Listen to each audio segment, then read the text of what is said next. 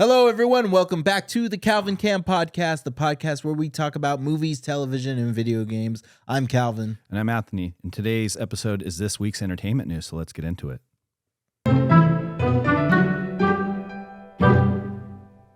All right, everybody. We are back again for another entertainment news, our first video entertainment news. Yes, this is the first video entertainment news, and we're excited about it. So what do we have this week, Calvin? Well, we just made it out of our 31 days of Halloween, and that was great. So like we've said in the previous episode, very happy that we were able to do that. And now we're in November, so we're moving on. We're doing great, and we got plenty of content in store for you that is going to hopefully satisfy your need to watch us every week. So yeah, we're going to try to keep the content steadily moving. We will have an updated schedule for you, but right now we're going to have 3 weekly uploads. Yep. So maybe more if we can. It just all depends. We're playing with things right now. But today we have entertainment news. So our entertainment news, we are going to go back into the regular formula that we used to do. And we'll start with the box office numbers. So the box office numbers for this past weekend, we have Five Nights at Freddy's at the top of the box office. It is going strong, even though this film is like a 27% on Rotten Tomatoes for the critic score, and the audience score is at like 88, which is 86. Which is crazy that this is actually this high of a box office thing for a movie based on a video game. It's a really great success. The total earnings this weekend were $19 million, and in total domestic value it is $113 million. So that is crazy. Yeah, it's doing really well. So the movie has Matthew Lillard in it. It does. It has a Scream King in it. And also behind that closely is the Taylor Swift concert movie. It's doing really well. It's domestically it's made about $166 million, which is far more than Five Nights. But it this weekend performed a little bit under that. It got 13 million this weekend, so that's good. And then in third place, Killers of the Flower Moon by Martin Scorsese. That came in with a $6.9 million return at the box office this weekend. That's awesome. I love to see Martin Scorsese in the news. Domestically, it's around 52 mil right now. So I really, really want to see it. I know that a lot of people are very intrigued with this movie. I mean, it's said to be one of Martin Scorsese's best movies. He's one of the most brilliant directors out there. He's like one of my favorites. He's amazing. He's amazing. Hands down. So I'm very, very excited and very looking forward to seeing this movie. But yeah, that's it for the box office. And we'll get right into some actual movie news. So movie news starting with Marvel. There is a lot going on with Marvel right now. Yeah, there's a lot of stuff in the news though. So let us know what's going on. What's happening. So Marvel's did a interview with Variety magazine, and it looks like it's titled "The Marvel in Shambles," and there's this big internet craze going on around online on TikTok, etc. Like, Marvel is in shambles. Marvel is in shambles. Like, you hear it constantly. Like, scrolling on TikTok, I'm just like, oh my god, how many everywhere times? On social media? Yeah, like how many times I'm going to hear this? But I agree, and I also don't agree. Variety, I think, got their sources a little mixed up. Just reading the article, I mean, we have Kevin Feige, head of Marvel, trying to rework Marvel to have more interesting shows and take different approaches. I know that recently he didn't cancel, but completely threw away what they had for Daredevil Reborn and started it fresh with filming it all over again. Smart move, just to make it seem more like the Netflix Daredevil that we got, which is amazing. It's one of the best shows like I've ever seen in my life. And there's just a lot going on with Marvel. So we have this oversaturated like source of content that's just been like this machine that's just pumping out content over and over again. We have all of these shows, they're all connected. We have all of these movies, they're all connected. It's a lot for somebody. It's given a lot of fans superhero fatigue. And Marvel, the MCU is like one of my favorite franchises ever. Like I love the MCU, but like even I am like I haven't watched like 3 shows just because I'm tired. Yeah, and then you have the new release of the Echo show. I saw. Yeah, so they released a trailer the other day for that, and the Marvels is said to come out this weekend. It's looking to track lower than its budget, obviously. And then it's just a lot of things going on, like the Jonathan Majors arrest. I don't know if you heard about that, but he plays Kang. He got he plays Kang the Conqueror in the newest Ant-Man movie, right? Yeah, and so he's supposed to be. Well, it was Quantumania, right? Yeah, it was Quantumania, but that character is supposed to be built up to be the next big bad guy, like Thanos was. He is now being the actor Jonathan. He was arrested for domestic violence that he might not have done. I am not one to judge like what happened, but just from what I've seen and what I've read, it sounds like he really didn't do it, and this is looking to be such like an interesting case. Another Johnny Depp situation almost. So I'm just curious to see how that's going to unfold. It even made Marvel execs like pivot to be like, maybe we shouldn't have King be the main villain, and maybe we should have Doctor Doom be the next main villain, which would be cool to me. I wanted Doom anyway. But I'm fine with King, and I'm fine with the way that they've been going in that regard. But there's just a lot going on with the MCU, and it's not losing its fan base. We're all here. We just want it to be better. Yeah, and then they're still going through that huge reset they're going to do, correct? Eventually, hopefully it pans out correctly, but this is like the road to that reset, and it's looking a little messy. I don't think Marvel's is in shambles as much as like Variety claimed it to be. I think Feige knows what he's doing. I still think that he kind of has a good idea of what's going on. It's just there's a bunch of variables when you're working for a company like Disney, who likes to have complete and total control over a lot of things. So, that being said, like even Blade, the Blade reboot has a whole string of mess to it. Like Mahershala Ali almost quit because he was going to be Blade, and he almost quit due to the amount of rewrites there were. Apparently, it was really bad. Apparently, they were going to make Blade not even the main character of Blade, and I was like, "Why? What the fuck are you doing?" So, a lot of redressing things, and hopefully listening to all of us out here complaining about what's going on. All of us fans, like our input is real. Like, don't disregard what the people want to see. Like, just because the people want to see it and it's expected doesn't mean it will be bad. Yeah, I agree. You know, like we got what we wanted with John Krasinski as Mr. Fantastic, and that was, even though Doctor Strange was Multiverse of Madness was okay, like we the fans pretty much made that happen. So that was really cool to see. But now Blade is looking like it's back on track. The script is being a little reworked. Mahershala Ali is still Blade. He hasn't walked away.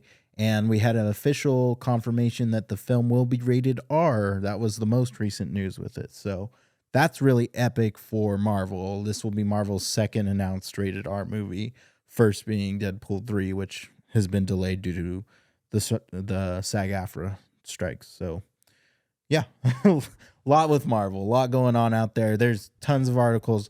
I suggest you go do your research before you jump to conclusions, because, like, these corporations, they know what they're doing. So they're not completely in shambles. They're playing the long game. Yeah. So they're experimenting. They're seeing what works and what doesn't. and making pivots, and we're still gonna show up to Secret Wars. So like no stress on that. Moving on, we talked about Marvel for a minute. Moving on, some interesting Star Wars news. Going over to Star Wars, Guillermo del Toro, he was making a Star Wars movie, but it got scrapped, and it was going to be a Jabba the Hutt type Scarface movie. Really? Yeah. Doesn't it include Boba in it too? Well, I don't know, but it got scrapped. It's just news that surfaced. So it was going to be like Scarface, but Jabba the Hutt. That would have been really cool. And what a good pick with Guillermo del Toro. Yeah, like he's all-time director, like one of the best. So I would really be interested in seeing Star Wars to branch out and try different direction styles like that, because we've gotten some really great options in the past that have been shot down. As you saw, the Rebel Moon trailer, that was supposed to be a Star Wars movie, but Disney thought the concept was too dark, so they denied Zack Snyder, and then Netflix picked him up and was like, make your own movie. And there we have Rebel Moon. So, which looks great. In other news, we have It Follows finally getting a sequel. It Follows is a horror movie. I don't know if you've seen It Follows before. I have not seen It Follows. It is one of the most creative modern horror movies I've seen. It's legitimately scary, and it has like just a really great story. It's not the most like extravagant thing, but it's like very, very immersive, and it makes you like constantly like, after I watched the movie, I was like looking over my shoulder like, oh shit, like fuck, it's scary. it has that vibe. Yeah, you're feeling that vibe. It's really cool. It's really cool because the concept is like there is a creature or a paranormal entity that follows you, depending on a couple of things. I won't spoil it for you because I want you to watch it. But basically, the person it's following can see it, and that you pass it on. Basically, you can pass it on to another person and another person. So it's basically like a mutation, like a virus you can pass on. Well, it's not a virus. Well, I mean the idea. The idea, yes, yeah. But it's more like but it is paranormal. So that sounds like a really cool idea. Yeah, it's really creepy and really awesome. So it's getting a sequel, and it's called They Follow. So nice. I'm excited for that. That's happening. In other news, we got BioShock. The movie got an update. The script is pretty much ready. So hopefully we'll hear some more news about that coming soon. I'm not the biggest BioShock fan. However, I love video games, so I'm always looking forward to seeing. I love BioShock, happens. And hopefully, like Kevin Levine is like involved in this. Yeah, I'm not entirely sure, but hopefully. Couple pushbacks we got delayed. On top of already so many films that have been delayed this year because of the SAG-AFTRA strike, which we are in full support of, by the way, in case you were wondering.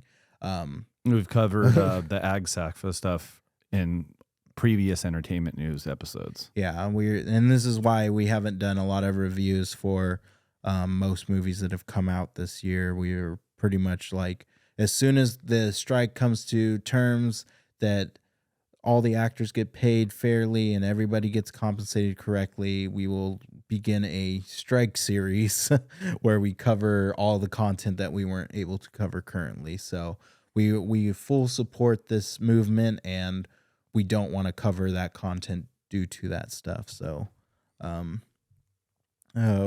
let's see what I was saying. Sorry. The delays. Welcome to Derry, which is the It prequel. The It show. It is getting delayed to 2025, so that's a lot. Yeah. And for any people who are big fans of White Lotus, which is a fantastic, phenomenal show, season 3 has been delayed officially. So That's sad news for me. I mean, me and my wife, we love that, and we like watching it. It's just such an interesting show. We still talk about that show today. And let's see, Attack on Titan. It's over finally. The series finale. It happened. It's done. The anime is gone. How It's many over. seasons was there? There's of only Attack on Titan? 4. There's only 4. But the last couple of like the final chapters, they've been like long segments of the show. So, it's been a ride. And it's just cool to me to see that an anime meets completion. Like I really like complete stories. I don't like stories that need to drag on and drag on. Everybody's gonna be like, but you're a One Piece fan. How could you? Like, there's 1,000 something episodes that's dragging on. It's not dragging on. It is a complete story. Oda already knows the ending, and if you don't know One Piece, then you don't understand, and I can't explain it to you, because all I can tell you is I want you to watch it. I don't want any spoilers for anybody. Like, this is one of the best fictional pieces in history, like hands down. I'm not gonna get into it this episode. I was about to say you can, not gonna do it. One Piece is Calvin's rabbit hole. We don't have time to cover it. Not doing it. Watch it. but yeah, Attack on Titan, it's over. There's some mixed feelings about the way that it ended, because it did follow the manga ending. But you know, it is what it is. I like that it followed. I like that it stuck to it. And delivered in obviously anime form. So there's a lot of talk about it right now, and I love this. I love the era that we are in, where people like talk about anime this mainstream. So yeah, because it wasn't really that mainstream. Just the last couple of, last 10 years, it's where it's really been in the mainstream. Hey, another One Piece thing. The main character, Luffy, he's getting a balloon in the Macy's Day Parade. That's cool. So, second anime character ever to gain one, next to Goku. So, telling you right now, One Piece, it is what it's fire. It is what it is.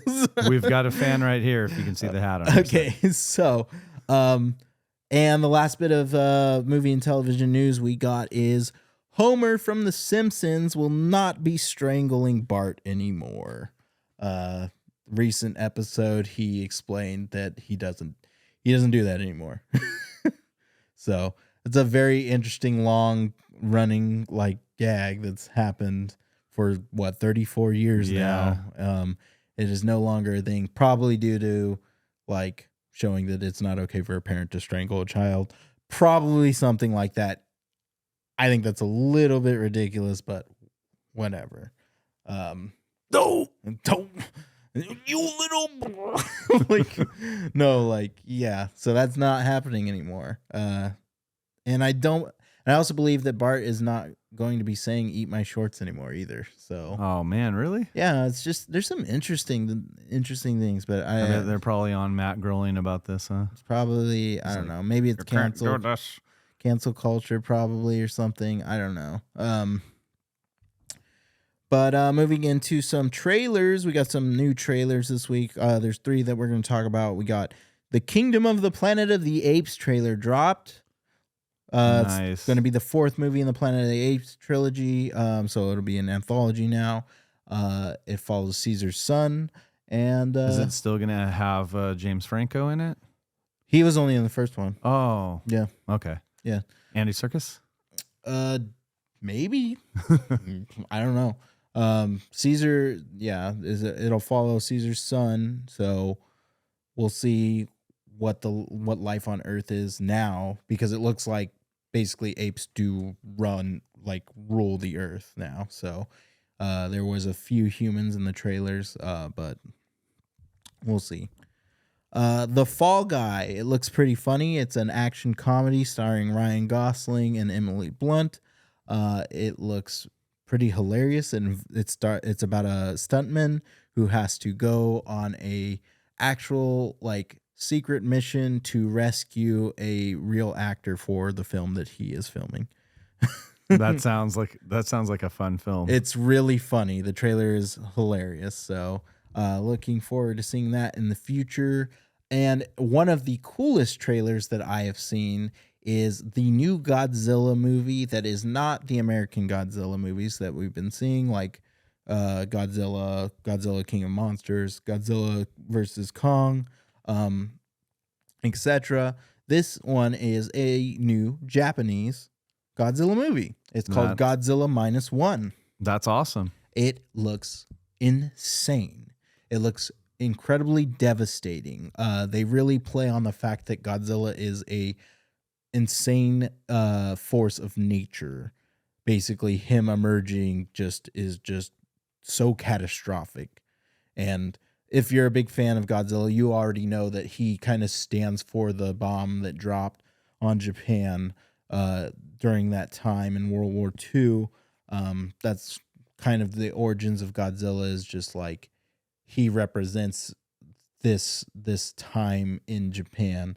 But this is on a whole new level. This looks it's good that the film's going back to its Japanese roots, because that's where the story originated for the character. So. Yeah, it's really cool. It looks great. Godzilla in this film, his aesthetics look fantastic.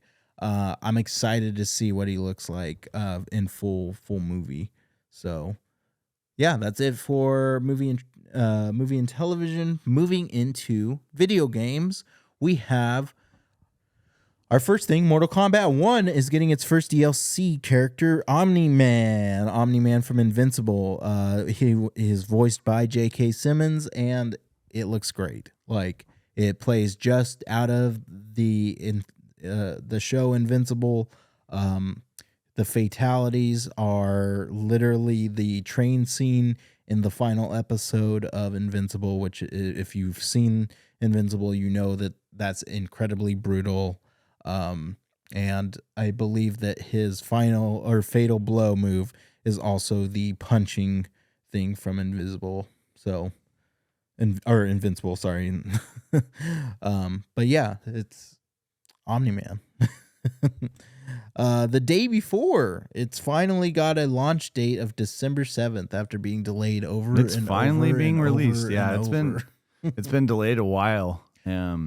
For anyone that doesn't know what the day before, it basically is a third person apocalyptic survival. Kind of feels like the gameplay of Last of Us. Yes, it has even gotten in trouble for looking too much like The Last of Us. Yep, I remember reading that. It's also getting in trouble as being accused of copying games like Cyberpunk and there's another game in the article I read, but I just think it's a little ridiculous. So, it looks fun.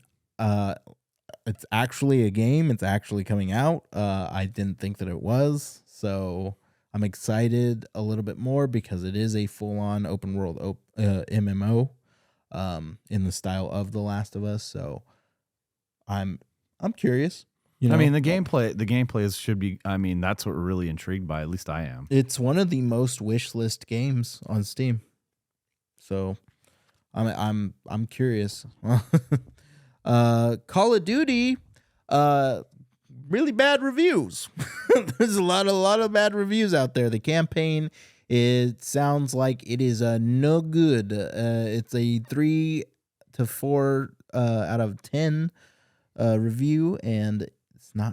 I think this is like the hugest bomb for Call of Duty too. Yeah, it's a pretty big blow. A lot of people obviously play Call of Duty for the multiplayer aspect. So the overall rating, I'm going to guess right now, is going to hit about a 6 or a 7. Just because I'm sure the gameplay is okay. But I heard that this campaign is complete and total ass. And that is just like... That's what Call of Duty is known for, is their campaigns. Yeah, I like the campaigns, man. Like, the campaigns are like really moving and really, really fun linear stories. But apparently they ditched the linear part of this campaign, made it open world-ish, and it's really repetitive, and it's only like 3 to 4 hours long, and it's just kind of boring. It seems like they just patchworked it and just threw it together. Exactly. And immediately Activision already promising that they weren't going to release a Call of Duty game like 1 year after the next. they did it anyway. Yeah. We see They what, say a lot of things that they do a lot of other things too. as a topic for another time. Yes. Yes, it is. But yeah, we could go on and on about the politics of the gaming companies. Far Cry 6 is receiving its final update from Ubisoft. So it's done. That's cool. Far Cry 6 is a really good game. I need to still dip my hands into that one and get some co-op going. But it's had several DLCs. It had DLCs for all the original like villains in the game. Yeah. Yeah, it did. It had some really cool psychological DLCs. I want to. I haven't beaten it. I've played a little bit of it. We played a little bit of it together too.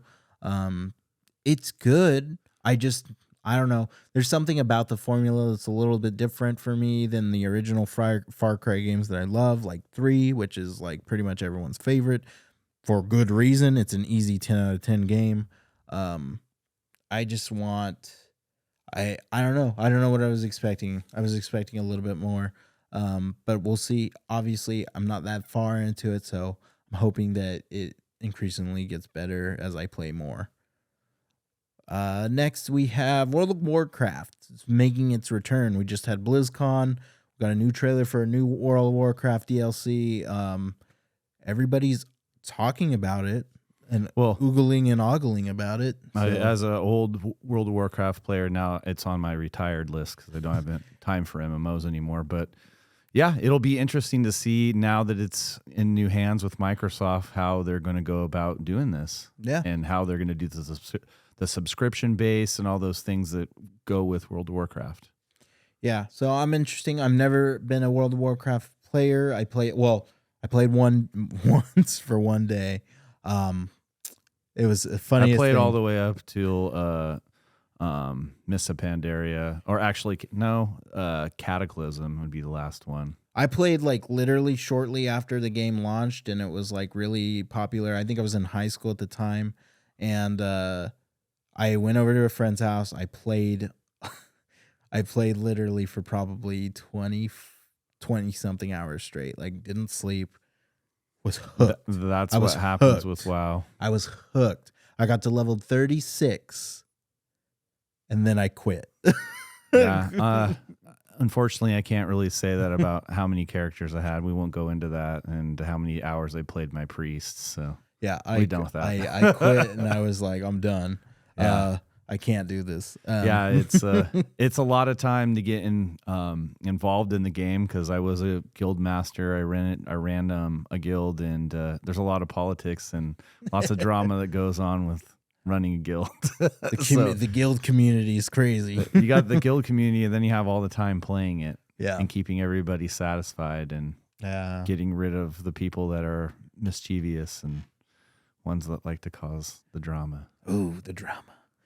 It's really interesting. So BlizzCon, also we got some Overwatch 2 news. Overwatch is stopping competitive play. Yeah, there's a league shutdown. That's interesting.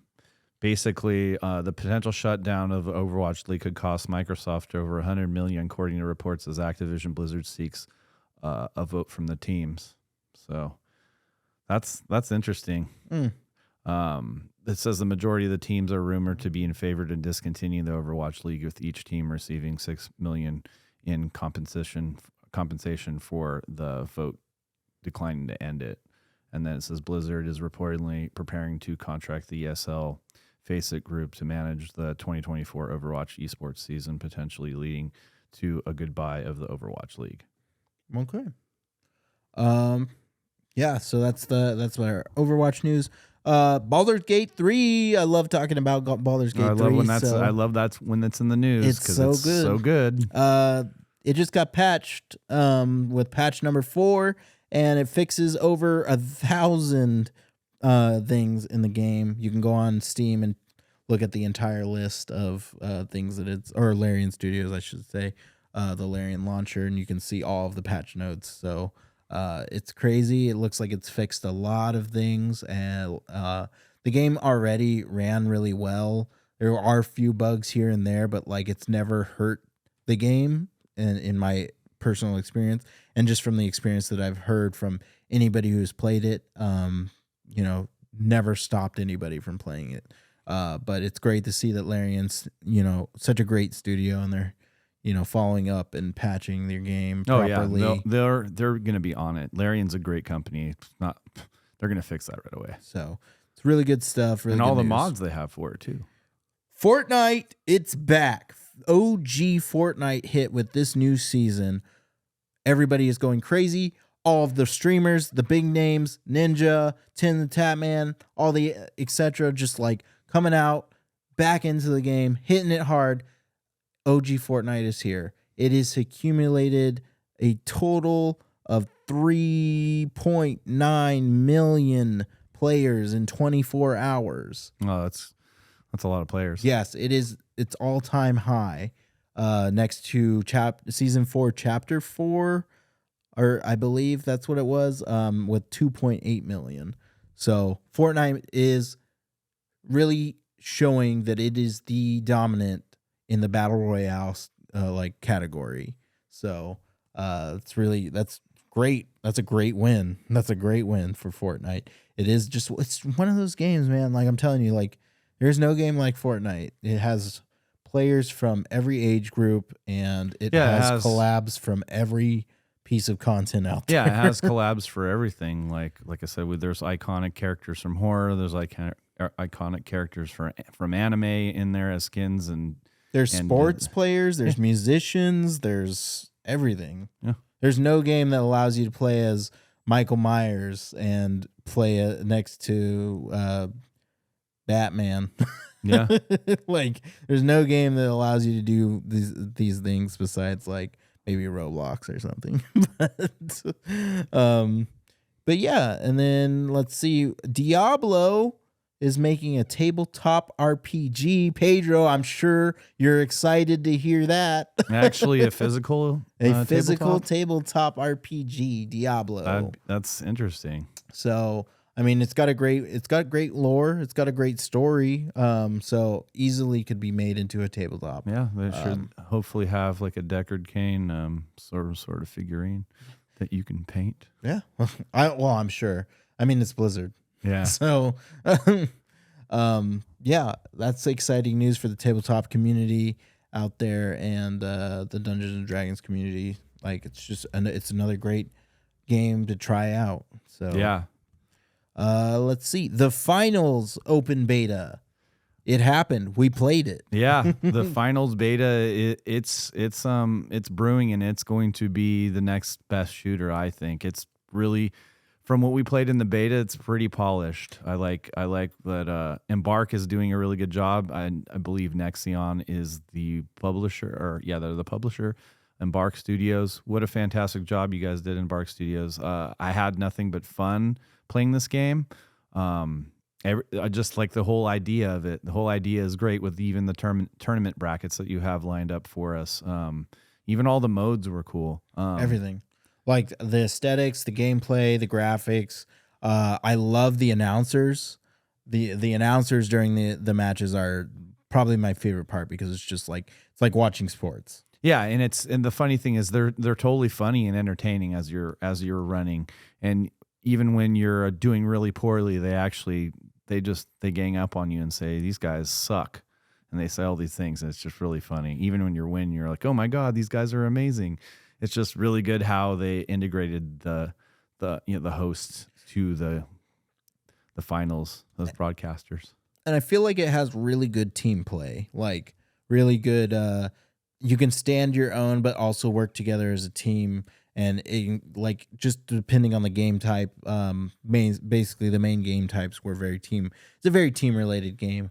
But it just flows really well with supporting each other and supporting the different classes. They really benefit and bounce off of each other during the match per objective. So really, really like the finals a lot.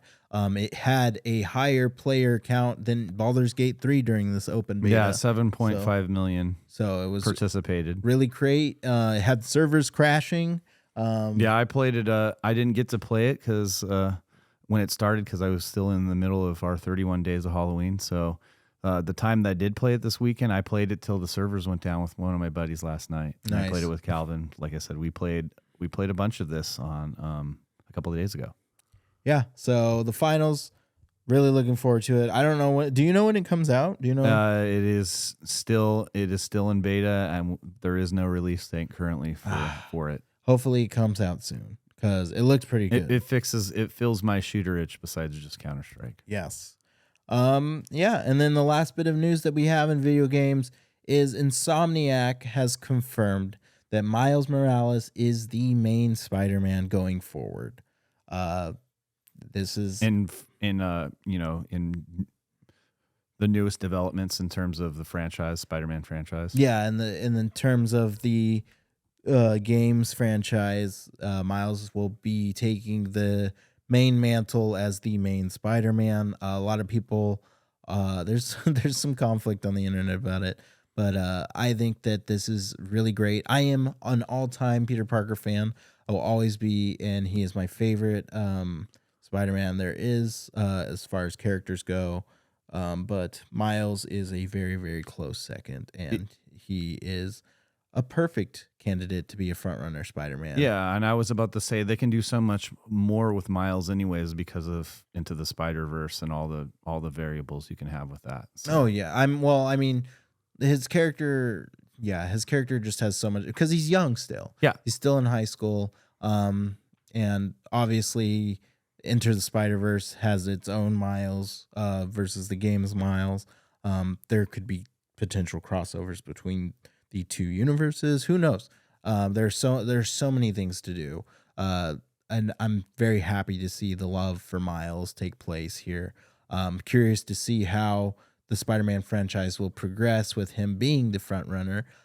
We've had talks of a Venom spinoff game. We've had talks of another spinoff game, and we're definitely have unofficial confirmation that Spider-Man 3 is happening. So very excited to see what's going to go on moving forward. So very happy, very cool.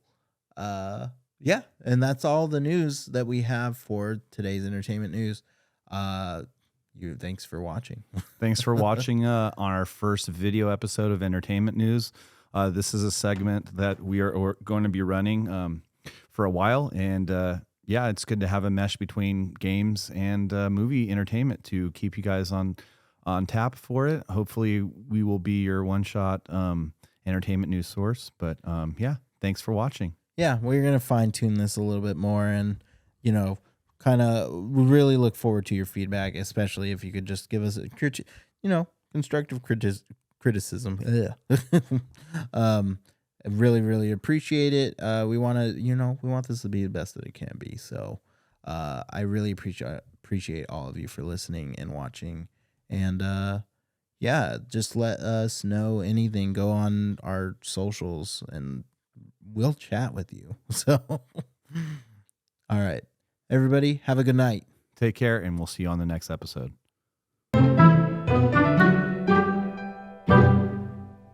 Thank you all so much for watching the Calvin Cam podcast. You can find us on any social media platforms like Instagram or Twitter.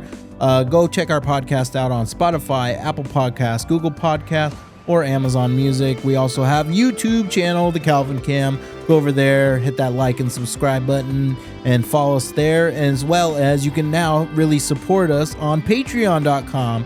It's probably the best place to support us. So you could go there, join one of our 3 tiers, and help us get bigger and better, and we will appreciate you every step of the way. Thank you all so much for watching. Have a good night.